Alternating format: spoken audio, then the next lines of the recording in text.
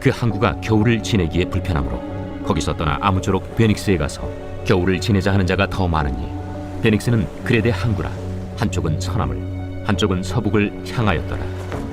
남풍이 순하게 불며 그들이 뜻을 이룬 줄 알고 닻을 감아 그레데 해변을 끼고 항해하더니 얼마 안 되어 섬 가운데로부터 유라굴로라는 광풍이 크게 일어나니 배가 밀려 바람을 맞추어 갈 수 없어 가는 대로 두고 쫓겨가다가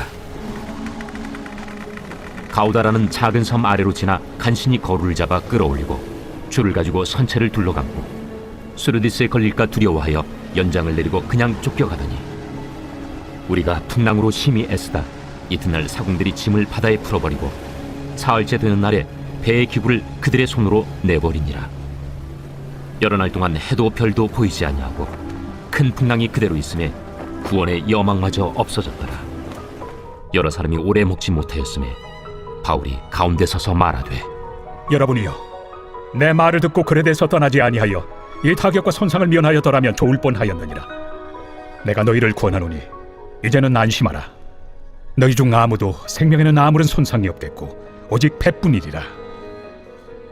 내가 속한 바 곧 내가 섬기는 하나님의 사자가 어젯밤에 내 곁에 서서 말하되 바울아, 두려워하지 말라. 내가 가이사 앞에 서야 하겠고 또 하나님께서 너와 함께 항해하는 자를 다 내게 주셨다 하였으니 그러므로 여러분이여 안심하라. 나는 내게 말씀하신 그대로 되리라고 하나님을 믿노라. 그런즉 우리가 반드시 한 섬에 걸리리라. 바울이 탄 배가 베닉스에 가서 겨울을 지내고자 이동하기 시작합니다.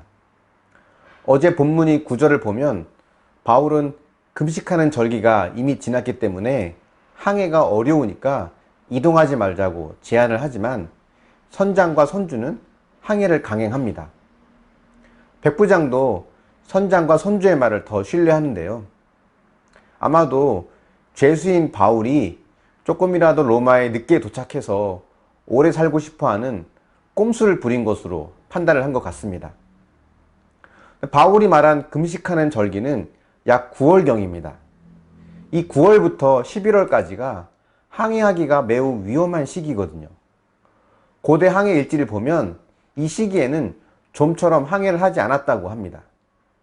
하지만 로마 황제는 이 위험한 시기에 곡물을 안전하게 로마로 가져오는 선장과 선주에게는 큰 보상을 내렸다고 하는데요.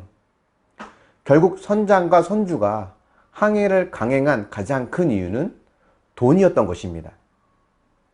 배에 있는 사람들의 안전과 생명보다 돈을 더 중요하게 생각했던 것 같습니다. 사실 이게 세상이 추구하는 가치죠. 그래서 믿음이 있다고 하는 것은 이 세상의 가치를 거부하고 하나님 나라의 방식으로 사는 삶을 말합니다. 어쨌든 항해를 시작하고 처음엔 남풍이 순하게 불면서 그들의 뜻대로 되어지는 것처럼 보였습니다. 하지만 얼마 안 돼서 유라굴로라는 광풍을 만나죠.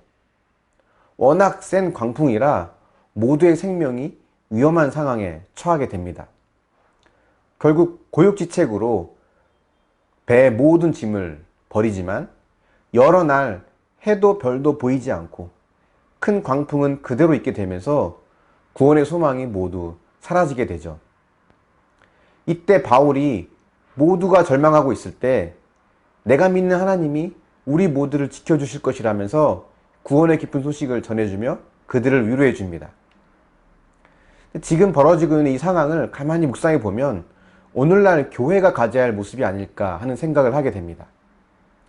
하나님이 없는 세상의 모습은 만몬을 최고의 가치로 삼고 살다가 때론 광풍을 만나 구원의 소망을 잃어버린 채 절망 가운데 있는 배 안의 사람들과 같다고 볼 수 있습니다. 이때 교회가 바울과 같이 구원의 기쁜 소식을 전하고 참된 소망을 보여줄 수 있어야 하는 거죠. 오늘날처럼 코로나로 또 여러 질병으로 구원의 소망을 잃어버린 채 살아가는 수많은 사람들에게 교회가 진정한 소망을 보여줄 수 있다면 얼마나 좋을까요? 바울 한 사람으로 배 안에 있는 모든 사람들은 생명을 잃지 않고 건짐을 받게 됩니다. 한 사람의 순종으로 모두가 구원을 받게 된 거죠. 이렇게 배에서 풍랑을 만난 사람, 생각해보면 바울 말고 한 사람이 더 떠오르는데요. 바로 요나입니다. 요나는 바울과 반대였죠. 요나 한 사람의 불순종으로 배 안의 모든 사람이 위험에 빠지게 됩니다. 이것을 보면 한 사람의 순종, 깨어있는 한 사람이 얼마나 중요한지를 알게 됩니다. 예수님 한 분의 순종으로 우리가 구원받은 것처럼 내 가정, 이웃, 공동체 안에서 내가 깨어있고 순종하는 그 한 사람이 되어 나를 통해 다른 사람들이 소망을 발견하고 구원을 얻게 되기를 소망해 봅니다. 묵상해 보십시오. 여러분은 바울과 같은 사람입니까? 아니면 요나 같은 사람입니까?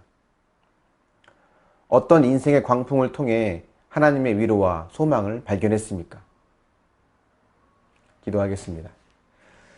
사랑의 하나님, 돈의 눈이 어두워 생명과 안전이 위험한 상황에서도 항해를 강행했던 선장과 선주의 모습이 오늘날 세상의 모습이며 또한 우리의 모습임을 고백합니다.